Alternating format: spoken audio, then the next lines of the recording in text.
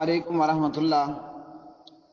جی میرے پیارے بھائی، آپ کا سوال ہے جمعے کے دن سب سے پہلے آنا، اونٹ کا ثواب پانا اور فرشتوں کے پاس موجود رجسٹر میں اپنا نام لکھوانا۔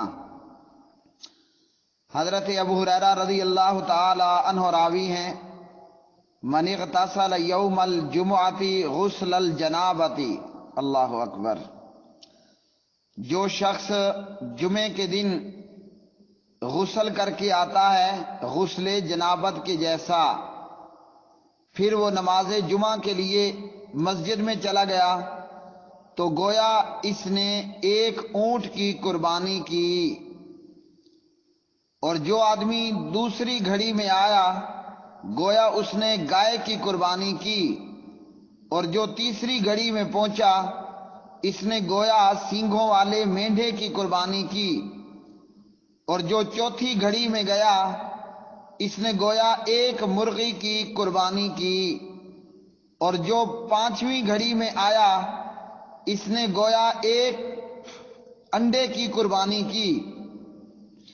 پھر جب امام منبر کی طرف چل نکلے تو فرشتے مسجد میں حاضر ہو کر خطبہ سنتے ہیں۔ صحیح بخاری اور صحیح مسلم۔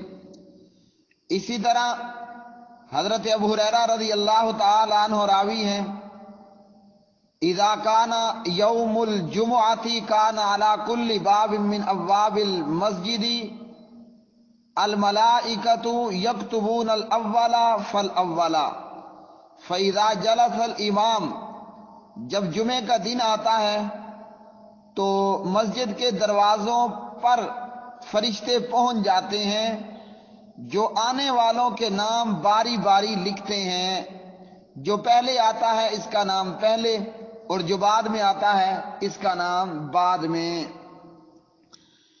اور پھر جب امام بیٹھ جاتے ہیں، یعنی امام صاحب منبر پر بیٹھ جاتے ہیں، تو فرشتے اپنے صحیفوں کو، یعنی ان کے پاس جو دفتر ہیں، کاپیاں، رجسٹر ہیں، ان کو وہ لپیٹ کر خود بھی مسجد میں آ جاتے ہیں اور خطبہ سننے لگ جاتے ہیں۔ بخاری مسلم۔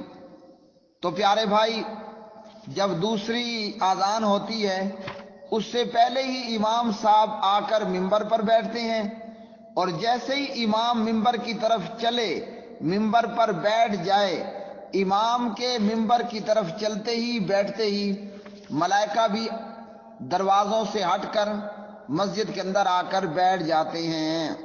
تو اس لیے جو بھی شخص امام کے منبر کی طرف چلنے، منبر پر بیٹھنے اور اذان شروع ہونے کے بعد آئے گا، اس کا نام ان دفتروں میں نہیں لکھا جاتا۔ فرشتوں کے پاس موجود رجسٹر میں اس کا نام لکھا جائے گا کہ جو اذان سے پہلے آئے۔ کیوں کہ اذان ہوتے ہی، امام کے منبر پر بیٹھتے ہی فرشتے اپنے دفتر بند کر دیتے ہیں۔ باقی رہ گیا معاملہ کہ دوران اذان تحیۃ المسجد پڑھنا، تو اذا سمعتم المؤذن فقولوا مثل ما یقول، مؤذن جو کہہ رہا ہے تم بھی وہی کہو۔ تو اس لیے اذان ہوتے وقت اذان کا جواب دے دیں، الا یہ کہ آپ پہلے سے نماز پڑھ رہے ہوں۔ اذان کے وقت میں اذان کا جواب دیں، اور اذان مکمل ہو جانے پر درود پڑھیں، دعا پڑھیں، اور پھر 2 رکعت تحیۃ المسجد پڑھیں۔ اگر امام صاحب خطبہ شروع کیے ہوئے ہیں اور مقتدی آتا ہے تو وہ 2 ہلکی رکعت پڑھ کر خاموشی سے، آرام اور سکون سے بیٹھ جائے گا۔ واللہ اعلم الصواب۔